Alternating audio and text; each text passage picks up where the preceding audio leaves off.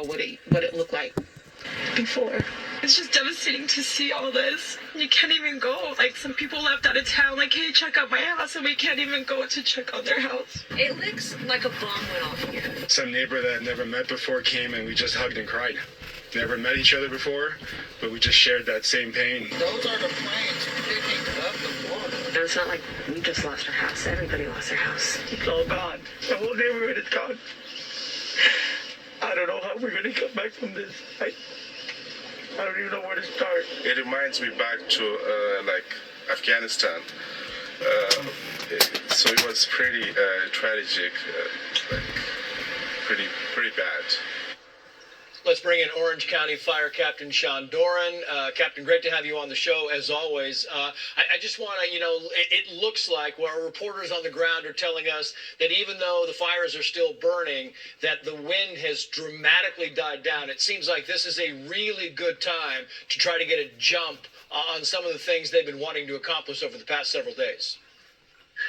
Absolutely. Even down here in Orange County, the winds have subsided. Still with episodes of the winds kicking up and increasing throughout the evening. However, like you mentioned, this is our time to be able to get our leg up on this fire as firefighters collectively, because this wind event, historic wind event by all means, started off with a leg up because of the incredible force and the results that come with that strength of the wind behind it. You have to consider it's basically a chimney on its side. So when that chimney lays down on its side and that incredible heat and strength comes out of the top of the chimney, it's preheating those fuels and sending ember casts far down through the neighborhoods. Those are our challenges. So when we get these breaks in the wind and hopefully at some point an increase in the humidity, those are the times that we try to capitalize the most.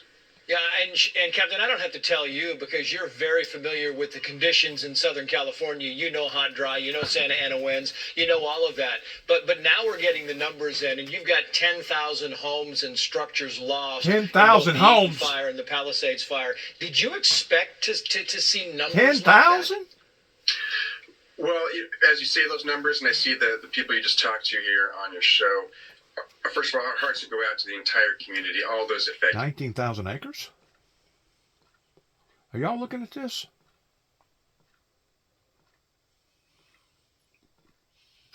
Good God. All those affected. This is an historic event, historic weather conditions that came through here, and unfortunately, historic losses of homes and the fatalities as well. There's no way to express our hearts, the strength of our hearts for these communities. We stand by them. To predict a home loss or the homes damaged or destroyed by a fire is nearly impossible. But also to appreciate the strength of these winds during this wind event is almost impossible as well. This is such an historic event. Now, they told on some broadcasts, I don't know which it was, they said that the wind happens quite often.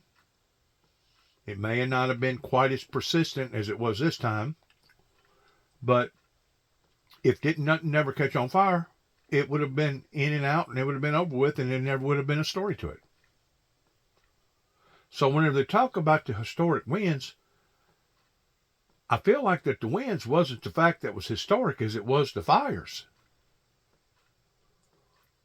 Of the winds carrying the fires. The elements all come together. Past 2 years, they've had real good rains up until last May. Since May, they ain't got but a 1/10 of an ounce of rain. Everything dried up. It growed up, then it dried up.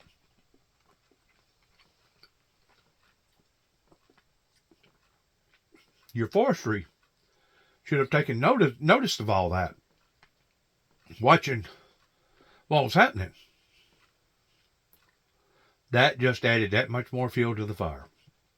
Along with the wind, the combinations was perfect, pertaining to the humidity being extremely low, everything being extremely dry. Boom, bam, there you go. Same thing happened in Hawaii. Same thing's happening in all these other different fires. The elements come together just right, and then boom, bam, you got problems. This time, They really done an excellent job in saving lives. The wind starting off these fires, the topography, and these dry fuels we've had for years now. Even when we get those seasonal rains that put up that nice top layer of green, those dead fuels are still down there. So this is that ripeness for the storm. Yeah, I've got about 30 seconds left for you, Captain. I'm just wondering if down in Orange County, if you're taking notes and you think there are things to be learned from these fires. Well, the fire service in general, that's what we do. No matter what, if it's a house fire to a wildland fire, we absolutely have reviews and find the opportunities to improve, identify our challenges, and move forward. If we didn't do that, we would be doing a disservice to the community and ourselves. So 100% across the board, the fire service will look at this incident as well as any other to make sure we find all the learning opportunities we can. Yeah, Captain Sean Doran, great to have your insight. Thank you, sir. Well, breaking tonight, hundreds of firefighters deployed to the fast-moving Kenneth Fire near the West Hills in Calabasas. That means it's way up north, going toward Ventura County. An update on that fire in a live report as we continue our breaking news coverage on Fox News. Oh, this is unbelievable. Ho, ho, ho, ho, ho. Back up. Take a look at this. Take a look at the aerial view of the destruction. I know I keep showing this, Look at but that. it just shows the impact this fire has had. It is so Now that's 5,300 structures.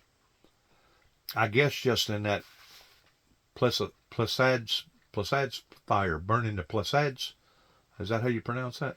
P-A-L-I-S-A. Let's see how she pronounces it. spread all the damage. It is just so extensive in this area, and it shows how this fire has really leveled this community. This fire has burned nearly 20,000 acres since it started on Tuesday. It is only 6% contained.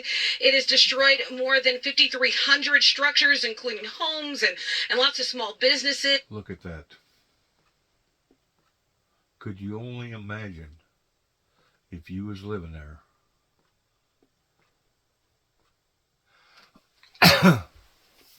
And you lost everything, and now there's nothing left. It's so much has been impacted by this fire. City and county leaders touched on this. Take a listen. These are places where people have made lasting memories, memories they will hold on to. But as they look at their community now, their hearts break, and we are in mourning with them. It is safe to say that the Palisades fire is one of the most destructive natural disasters in the history of Los Angeles. Palisades. And again, firefighters working around the clock to get this fire. Did she say Palisades or Palisades? Sounded like Palisades, but it's Palisades. P-A-L-I-S-A-D-E-S. Palisades. Palisades. I wonder what a palisade is. Probably a fruit. I don't know. Let's see what it is. They named it after something, I bet you that.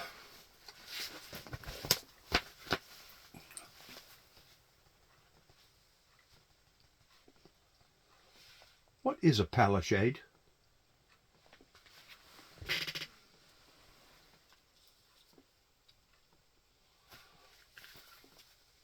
They ain't answering me. Just exactly what is a Pacific Palisade? Here is some information about Pacific Palisades. The Pacific Palisades is an affluent residential neighborhood tucked between the Santa Monica Mountains and the Pacific Ocean. Okay, Palisades. Where did the name Pacific Palisades come from? Comes from the term Palisades, which refers to a series of steep cliffs that border a body of water. The name also alludes to the resemblance of an area to the Palisades in New Jersey. New Jersey. Pacific Palisades. Comes from a term, Palisades. Like it says exact same thing. Huh. Why is it called Palisades?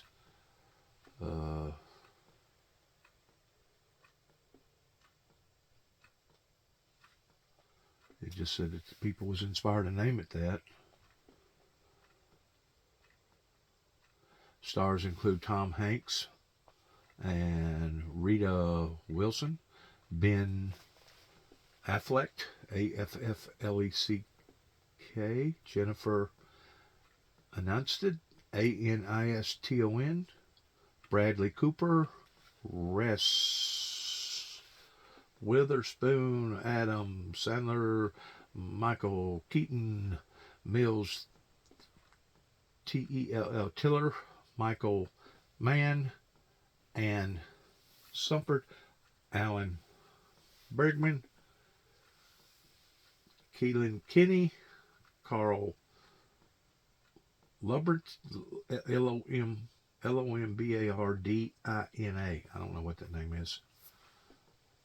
There's a lot of famous people in that area. I thought it was only one or two famous people. No, it's got several people's famous houses. One of the most expensive neighborhoods in the U.S. You believe that? That's probably more expensive than Malibu.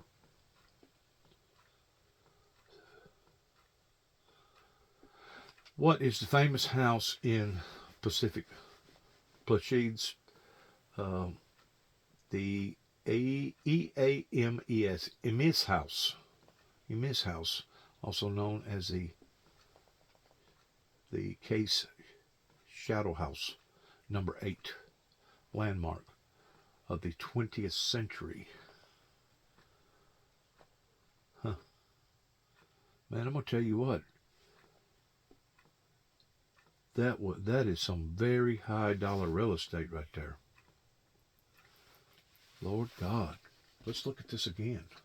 Under control and in these extremely windy conditions. You know, from that update that we got tonight, they say there is a strong chance of more strong winds on Tuesday, and that there will continue to be a high likelihood of critical fire weather conditions through next week. A major concern, Trace. Yeah, that's bad news. Christina Coleman, we'll get back to you as the news warrants. Word is now reporting, by the way, that the death toll in the Los Angeles fires has now risen to 10. Imagine that. 10 people having died. And the authorities say that number is likely to rise. And keep in mind, when you couple these major fires together, meaning the Eaton fire and the Palisades fire, you're talking about plus 30,000 acres going up in smoke, being blackened in those hills, destroying thousands, 10,000+ homes. We will keep you updated on our coverage of the Los Angeles wildfires continuing after the break. We will check in with Jeff Paul, who's on the ground live in Malibu. All right, let's go over this real quick. I gotta get out here and do some things. What it has done to this home right here, and for several other homes in the area over here.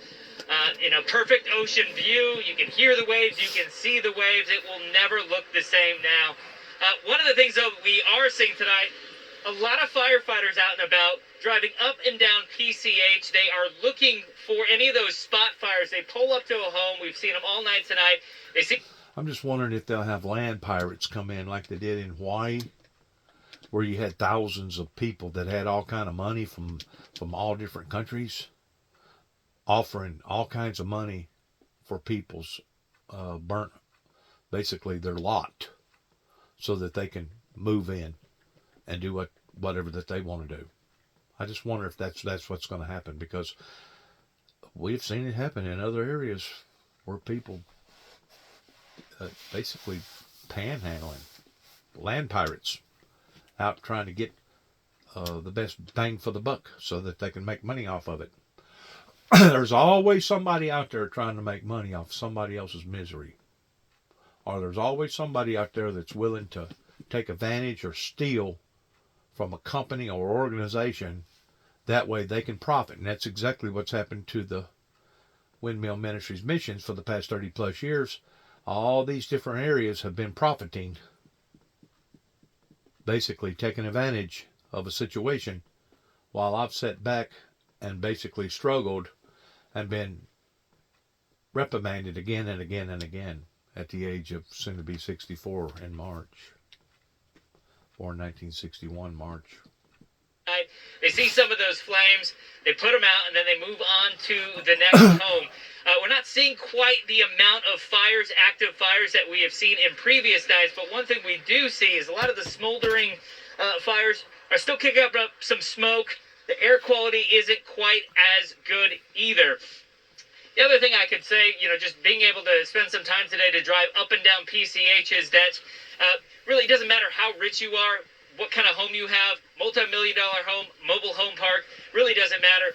The fire didn't care. Mother Nature does not care. It burned any home in its path, and we're hoping tonight that the winds are going to die down and firefighters get a better grip on things moving forward.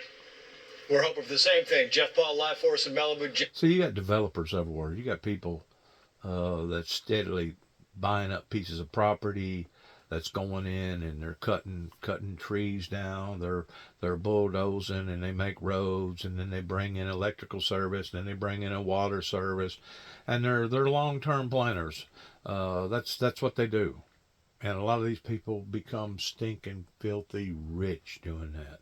I mean, it's one thing to flip houses, which you can get, you can survive off that pretty good if you know what you're doing towards buying up a house and doing, let's say, $10,000 worth of repair, and then getting $30, $40, maybe $50,000 extra after you be out the money on a repair towards flipping the house. But the people that does this, that goes in behind victims like this and does this, I think are some dirty, low down, no good for nothing scoundrels, and they know they are. They know they are, but they don't care. They don't care. The name of their game is money, money, money, honey, honey, honey, and that's all they care about is money. They don't care about how that they intrude upon people's feelings. They don't care about how that they're taking advantage of somebody. They don't care in how that it looks from the outside in, pertaining to the working class and the poor class. They're just steadily moving in the direction towards money, money, money. So, whenever society wants to point its finger at Big Pharma, whenever society wants to point its finger at these big car manufacturers, whenever society wants to point its finger at the railroad industry, whenever society wants to point its finger at even the aviation, whenever society wants to point its finger at other crooked businesses that's worth billions,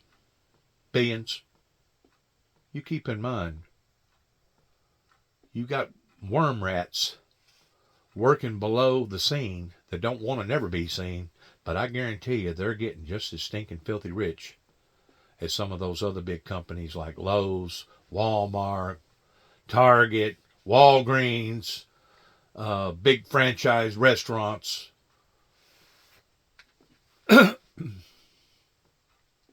Thank you. Fox News at Night was out during the day, anchoring the 4 p.m. show and covering the wildfires live in Pacific Palisades. And we found a very good illustration of how wildfires often can be hit and miss.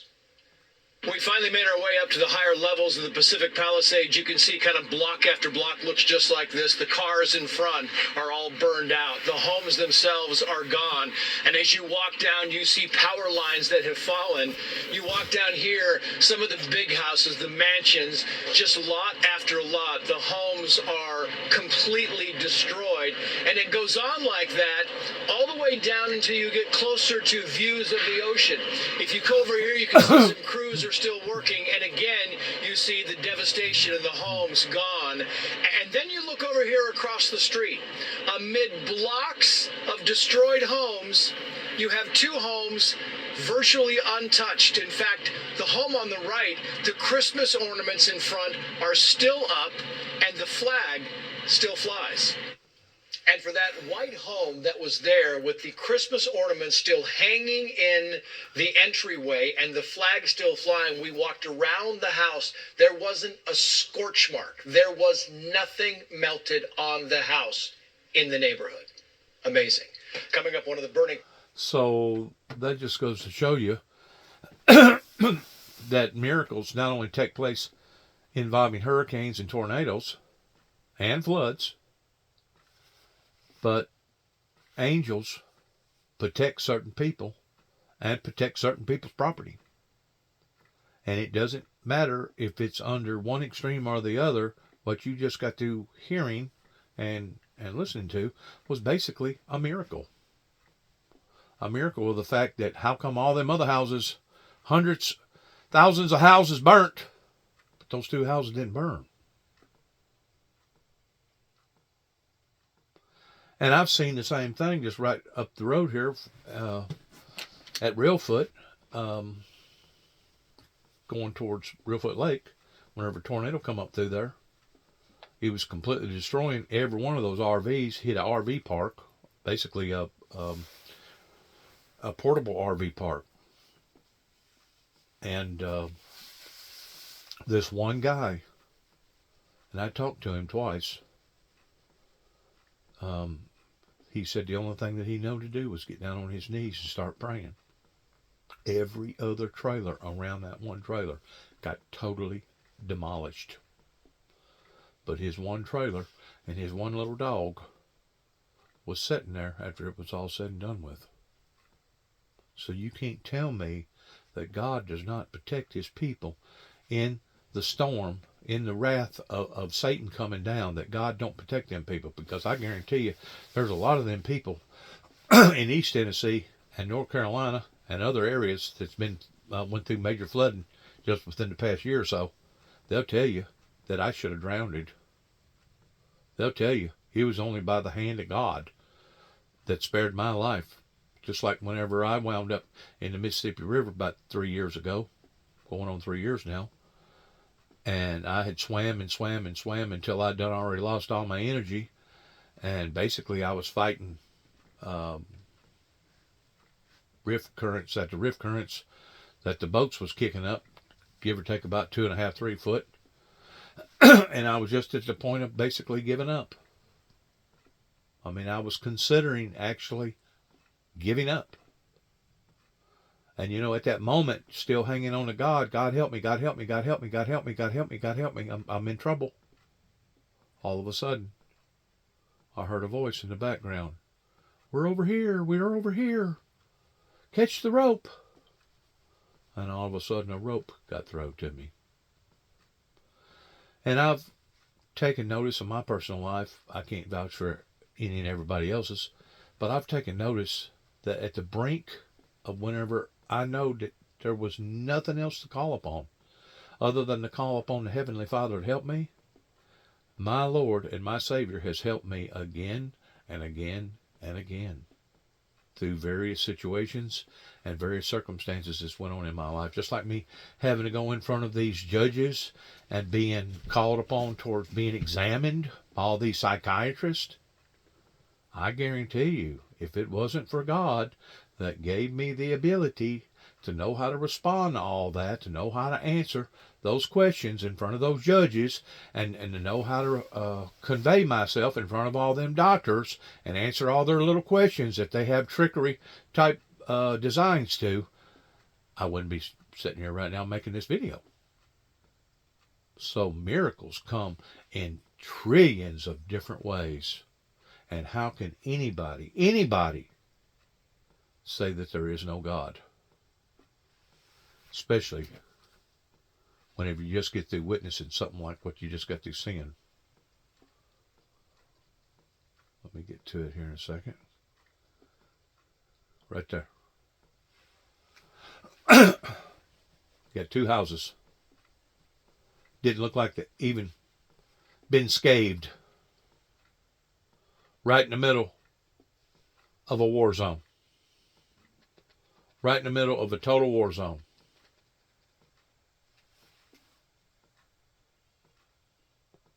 Just like whenever a tornado hit down in Jackson, Tennessee, and it blowed a restaurant completely off of its foundation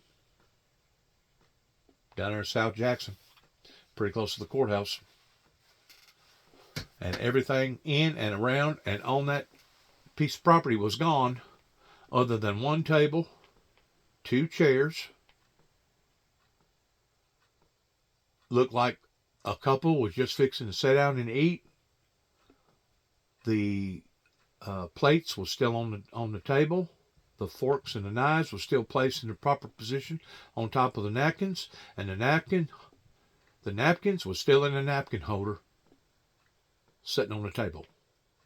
But everything else around that table was gone, right down to the asphalt, or right down to the concrete.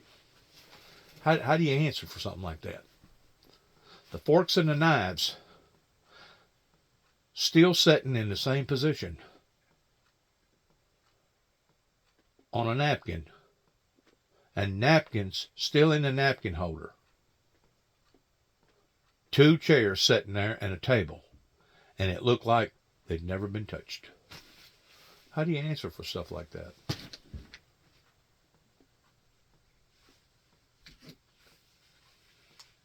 God does things to prove that he's still in control, all in all, even though Satan is coming down right now in the supernatural, bringing all this grief and destruction to humanity. God still is God, and God will still protect himself. That's the reason why we get the warnings that we get throughout the Bible about all these horrible, horrible things. And, you know, in my perspective, I go back to the first part of Revelations where it talks about that we will be thrown into prison, and some of us will be even put to death, that we will be brought in front of kings and judges and royalty people, to think of not what to say, the Bible says, for in that hour God will give you the wisdom and the knowledge toward what to say and how to say it. Those are miracles. Those are miracles. If you go over here, you can see some crews are still working, and again, you see the devastation of the homes gone. And then you look over here across the street. Amid blocks of destroyed homes, you have 2 homes virtually untouched. In fact, the home on the right, the Christmas ornaments in front are still up, and the flag still flies. And for that white home that was there with the Christmas ornaments still hanging in the entryway and the flag still flying, we walked around the house. There wasn't a scorch mark. There was nothing melted on the house in the neighborhood. Amazing. Coming up, one of the burning questions tonight, how did the fire... Good luck to all of us is all I got to say. God bless America, God bless our troops, and God bless our endeavors towards which way we go from here. Another milestone. Shalom.